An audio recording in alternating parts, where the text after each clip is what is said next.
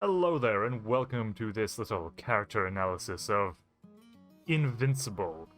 This show has quite a few interesting characters, and without further ado, let's dive right into one of them. First off, Nolan, Omni-Man. The man, the superhero, the Legionnaire. So, in case it wasn't obvious, heavy spoilers. If you would like to click off now, I wouldn't blame you. Now, dear Viltrumite Nolan.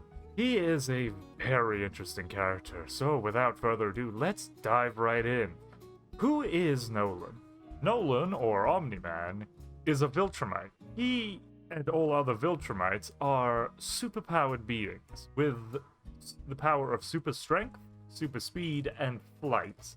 Even through the vacuum of space, they do not need to breathe and can probably go through extended periods without food as well, given how harsh the vacuum of space is.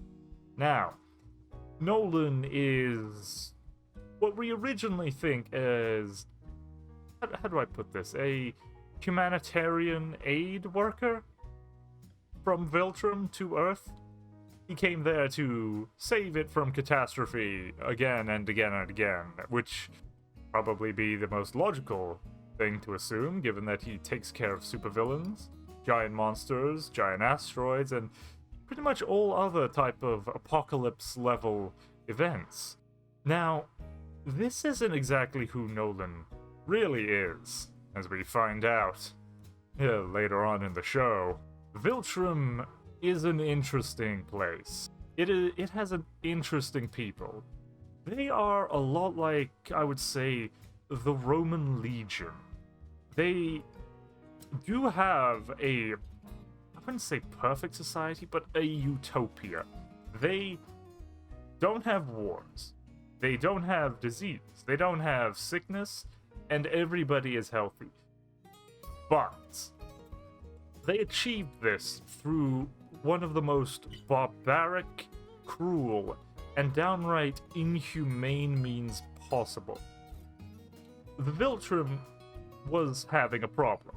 They had too many Viltrumites. They didn't have enough resources for everybody, and they needed to deal with this problem. And they also needed strong Viltrumites in order to maintain their perfect society. So, a bunch of elders decided the best course of action would be to cull the population.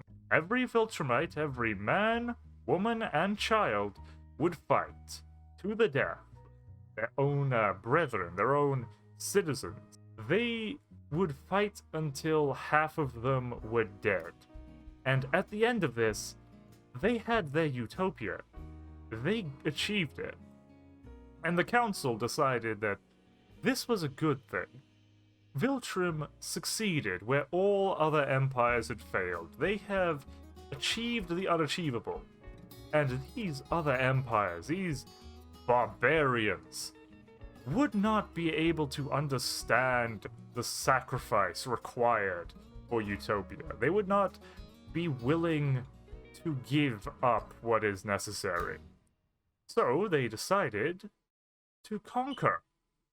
They would conquer world after world, laying waste to all that resisted in order to establish their just rule.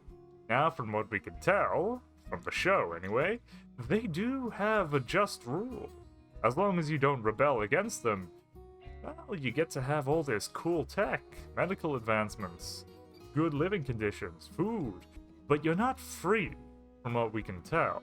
The planets under Viltrum control are de facto vassal states of the Viltrum Empire, and any resistance is met with extreme violence. A quick, horrible response in order to pacify them as quickly as possible. Now, if this doesn't work, they are not above a little exterminatus traitoris, if you catch my drift. And they kept going. They kept conquering. They kept taking world after world until their empire was stretched too thin. Same problem the Romans had. So, in order to continue expanding and giving the glory of Viltrum to the rest of the galaxy, they elected a new method of conquering. A method that would mean one Viltrumite would be sent to a world, and they would weaken that world. They would take its people and make sure that they could not resist the coming Viltrum conquest. And that is what Nolan was. He was a pacifier. Not a peacekeeper, but definitely someone there to reduce Earth's capacity to defend itself, so that when Viltrum came, it would not have any resistance to speak of. And that is what we see in the first episode, where our dear Nolan, our Superman, essentially, kills the Guardians of the Globe, effectively the Justice League, in case you haven't been keeping up. And it is not a family-friendly fight either. It is bloody. The man does not care how he kills them. He simply wants them dead. There is no remorse. There is no feeling behind it apart from his duty. And we see how little this affects Nolan. And we learn that he was never actually close to the Guardians. It was a very one-sided relationship. They saw him as an ally, he saw them as, I guess, help? Not necessary, but it wouldn't hurt to have them around. So when they, I'm assuming, became too much trouble, Nolan thought he should probably deal with them. And oh boy, he could not have been more right. The 7 Guardians of the Globe combined their efforts, and together they almost killed him. A single Viltrum soldier. Almost dead. And what did it cost them? Well, it cost them their lives. Lives they sold as dearly as possible. Such a pity. Now, this loyalty to Viltrum is what is a core to our dear Nolan's personality, his very character, who he is. He is a Viltrumite. And he is also something else. He is a father to Mark, his half-human, half-Viltrum son. This is a wee bit of a problem for Nolan, because Mark is definitely not pro-Viltrum. He doesn't really know or understand his responsibilities as a Viltrumite pacifier. As a legionnaire, if you will. And Nolan tries to teach him these, and it's dripped throughout the show. Him subtly nudging Mark with all these honestly very good messages to give to your superhero son. But in the context, it actually does make sense that this is Nolan trying to get Mark to understand he will have to do something hard when it comes time for the invasion. He will have to give everything up and become a Viltrumite in name as well as blood. And this is a very difficult thing for Nolan to do. He is constantly torn between his love of his son and his love of his country, his home, his empire, the place he grew up in, the place he was born into, the place that made him. And this eats away at him throughout the series. No matter how strong he is, no matter the horrors he goes through, he always is very nonchalant about it. Like, the kaiju, for example. The kaiju had him on the ropes. It was, without a doubt, his toughest fight yet, and he didn't give a damn afterwards. Like, he did not care. But his fight with Mark, that fight hurt him more than anything could in the universe. He was torn. And I would like to get into that fight, but first, let's get into his relationships with his family. His family is honestly where we can see Nolan for who he truly is. A man torn between his two loyalties. He is loyal to his family. He cares about his family, his son, Mark, especially. But he is also loyal to his home.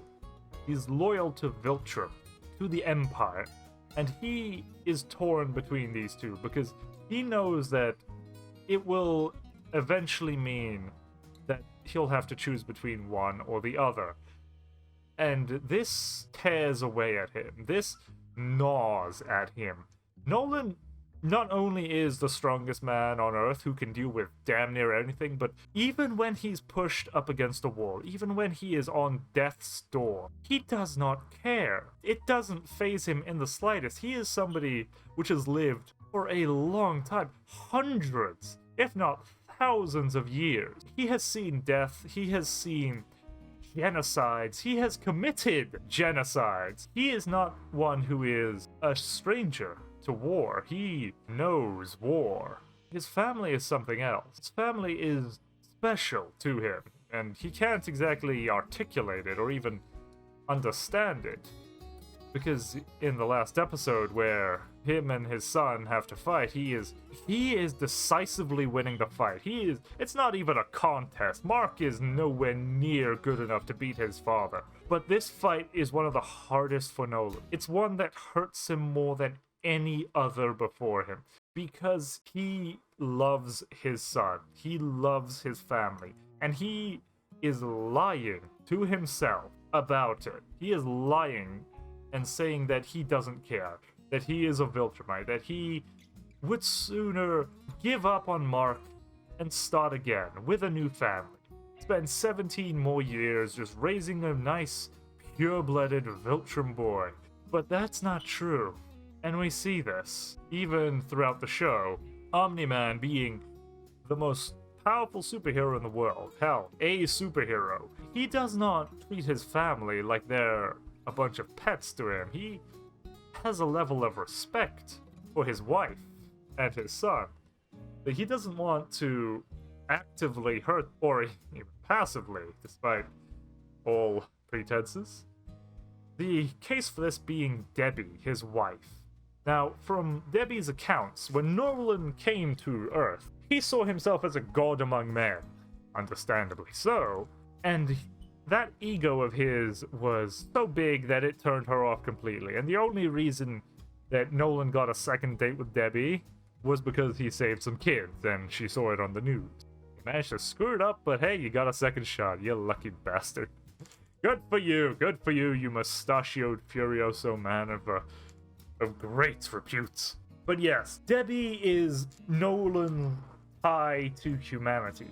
He is a Viltrumite. He was raised as a legionnaire, essentially. And I make this point explicitly because even Viltrumites, even they, despite their empire, despite their culture, they cannot ignore base things about them. Like, any creature that wants to survive or make a thriving civilization will care about its kids. Like, it has to. I mean, if it doesn't, then the civilization isn't going to last long. So I'm willing to bet that the Viltrumites do care about their kids the same way we do. It's just they are indoctrinated so hard that they scrub that bit out. They try to scrub it out as best they can, but some things you just can't get rid of no matter how hard you try. A lesson some people should learn quickly. Now, Debbie manages to teach Nolan how to be a hero, what it means to be just, what good and bad is, what is right and what is wrong. And also, she teaches him about humanity. And I don't mean historically. Like, yes, historically. She teaches him about human history, about different cultures, but she also teaches him the baser form, like the, how do I put this? The thicker versions of human morality, the things that make human society human. Like, again, I'll circle back to this. The kids. Humanity cares about its children, and parents care about their children as well, more so.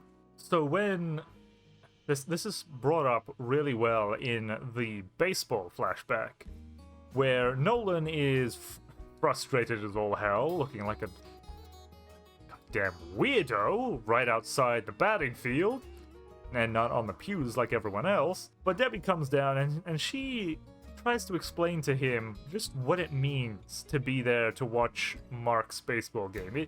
Yes, Nolan could fly up and get a better view. Yes, he could. Baseball wouldn't matter if Mark had his powers. Like, he would get home run after home run after home run. That's not what matters. Is Mark is trying. He is trying to achieve something, and that struggle, that is what is important. This is what matters. And Debbie manages to explain this to Nolan.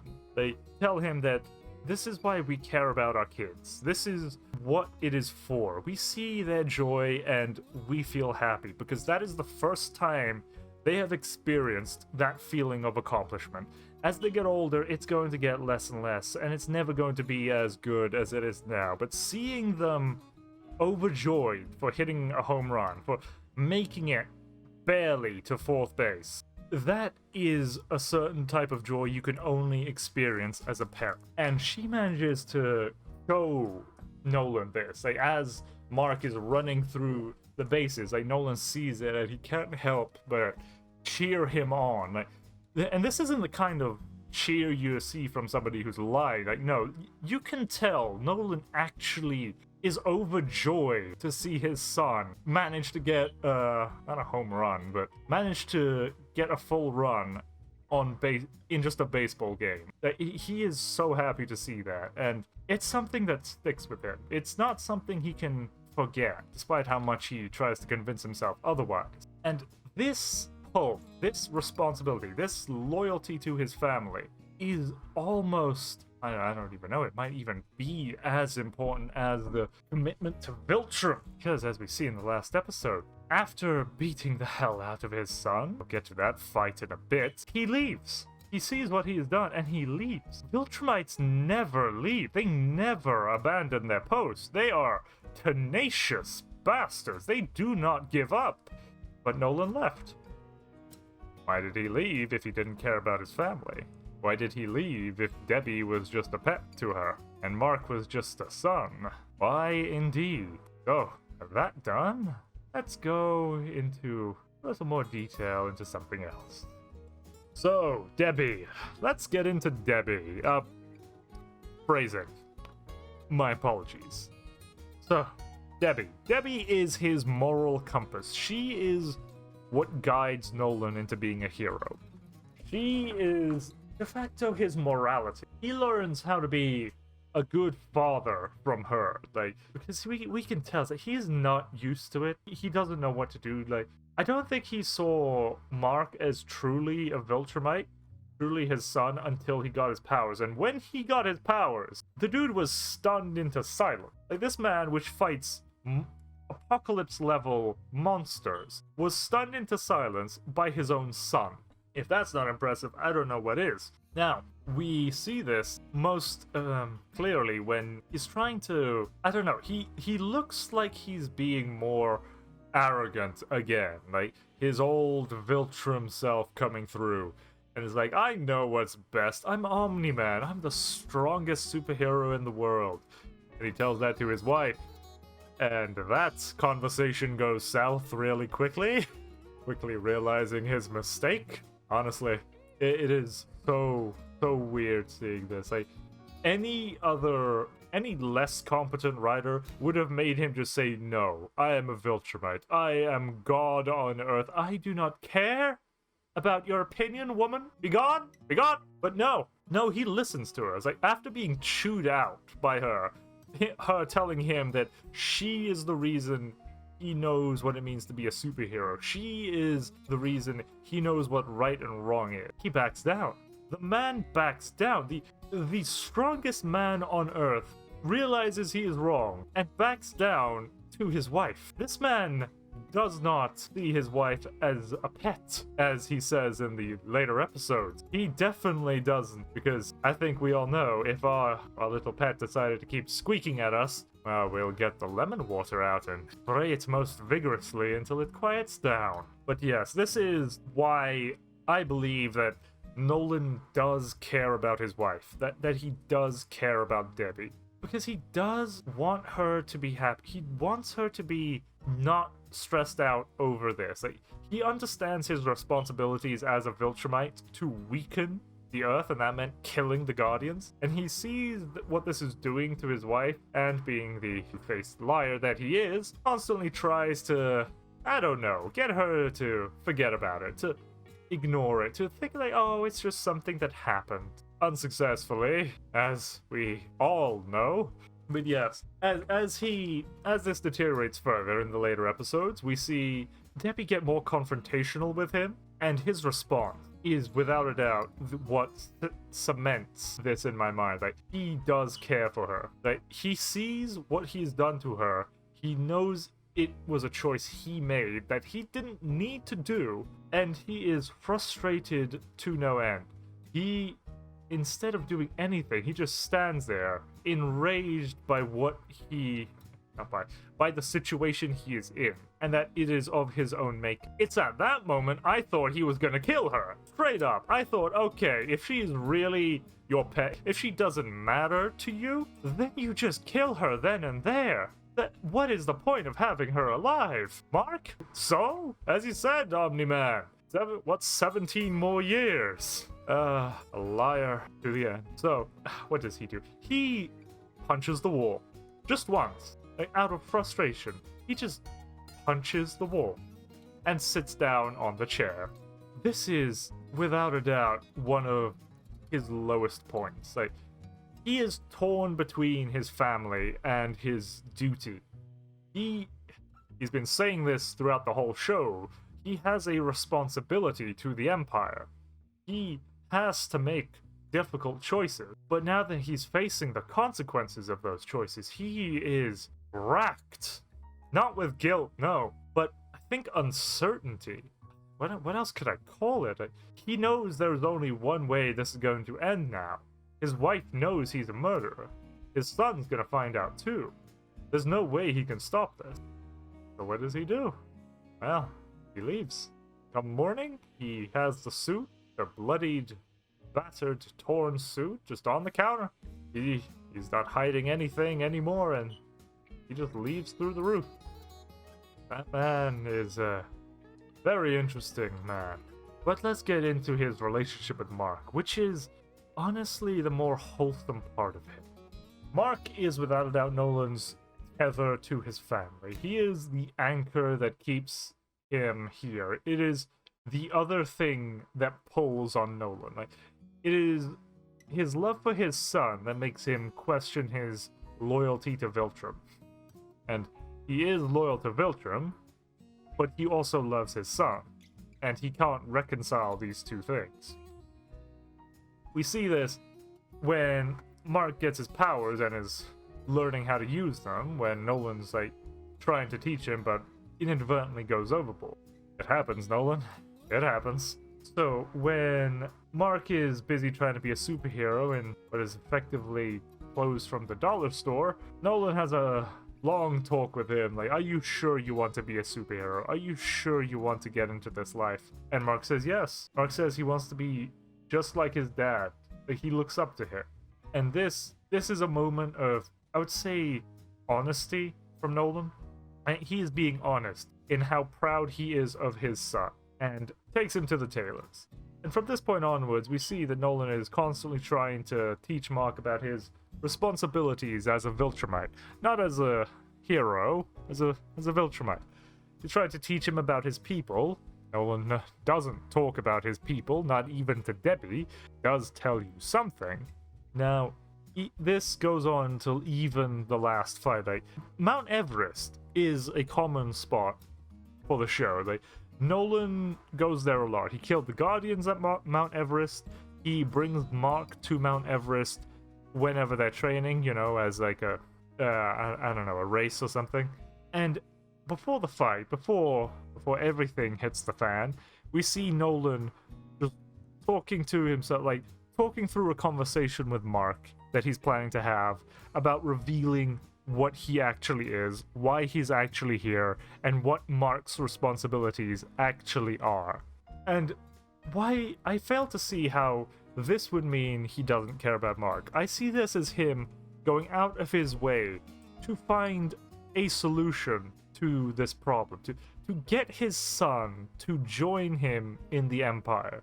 He knows it's going to be hard. He knows it might not work, but he doesn't want to kill his son. And, well, we see that in the final fight. Let's get right into that. So, the final fight. Nolan and Mark. This was without a doubt the best writing in the whole show. I loved the intrigue. I saw like characters slowly learning the truth of what happened and not wanting to believe it. But this fight was beautiful. It was essentially just one side trying to convince the other that they shouldn't be doing this. Like, it's Nolan trying to convince Mark that he should be a Viltrumite and he should join in the pacification of Earth, and Mark trying to convince Nolan that he doesn't need to do this. He can go back. It's not too late. Both fail to convince each other, but Nolan, being objectively the better fighter, well, he gets to have a lot more say than Mark. In the beginning of the fight, Nolan is saying these conversations he's had in his head before, how to convince Mark, how to make him see reason, but these don't work, and this frustrates Nolan quite considerably. Once it becomes clear that this isn't getting through to Mark, he defaults back to how he was taught as a Viltrumite.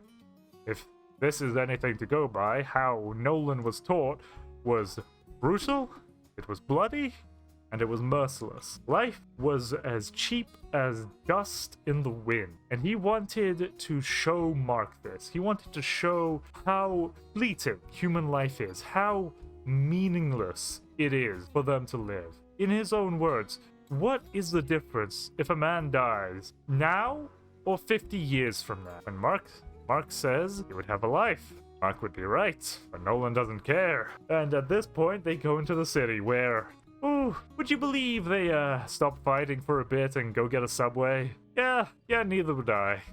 But they do go get a subway though, and just in a different sense of the word. And this is the point where Mark is horrified at his father. He has seen effectively a whole train station of people get eviscerated. He is horrified at his father, but he still sees hope that he could stop this, that he could return to being his dad instead of being the homicidal murderer that he actually is. And, well, this is phase 3 of the fight, where Nolan decides, okay, no more kid gloves. I am now going to teach you like you are a Viltrumite. And it gets bloody. The man takes him up into the sky, down into the ocean, and back to Mount Everest, where all of this started. And this is that famous beatdown scene where Nolan is just wailing away at Mark. And this is the best part of the fight. Not because of the actual physical fighting, but no, this is the point where Nolan is lying the hardest. He desperately wants to believe the lies he is telling. He wants to believe that he doesn't care about Mark, that he can just make another kid, that 17 years isn't that big a deal for him. He wants to believe that every human on this rock, even Debbie, his wife, is an insignificant speck. He wants to believe this. He wants Mark to say that he's right. But that doesn't happen. He asks Mark, what will he have after 500 years? And that famous quote, "You, Dad, I'd still have you." That hurt more than anything Nolan has ever been through. Genocides, homicides, lies, deceit, nothing compared to that one quote. And we can see this. Like, Nolan is about to kill his own son. Mark is bleeding. His face is cut up. He can't even open his eyes. And Nolan, after hearing that, just looks at himself. And he doesn't know what to do. He honestly doesn't know what to do. And then after Mark like asks for him, like if he's still there, it's like, Dad, we can see that he wants to respond. He wants to say, Mark, are you okay? I'm sorry. But he can't do that. He's loyal to Viltrum. If he stays here, he'll have to kill his son. And that is a pain too great.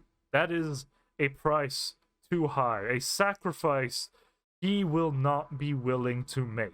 And so, with his heart in tatters, he leaves Earth for the first time crying. What a strange thing for a Viltrumite to do. As we learn later, they never leave. They never abandon their post. They are relentless. But Nolan, after seeing his son almost dead, by his own hand, no less, the blood still wet on his gloves, he leaves. The Legionnaire abandons his post. And I don't know where he went. He went out of the system. He might have went to the Viltrum Empire. I haven't read the comics. I don't know. But this scene just perfectly showed who and what Nolan is. He is a father, and he is a Viltrumite. He will not kill his son. At least for now, anyway. He did love his son. He loved him more than most things in his life.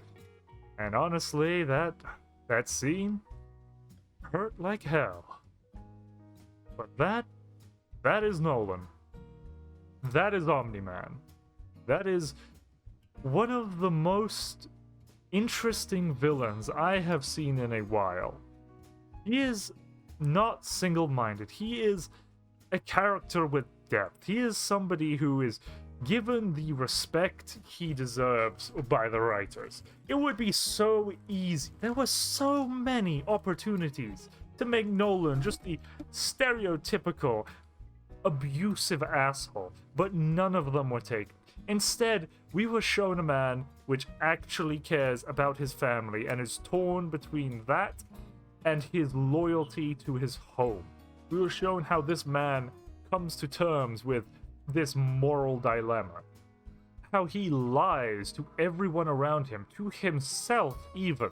And how when it came right down to it, when he was given the choice between killing his son and weakening Earth permanently for the Empire, he chose his son. Nolan, Omni-Man. That is a very, very good villain. But I would like to hear your thoughts. Please do leave a comment down below. Leave a like and share the video. And I'll see you next time, where we've got more characters to dissect. Yes, yes, yes. Goodbye.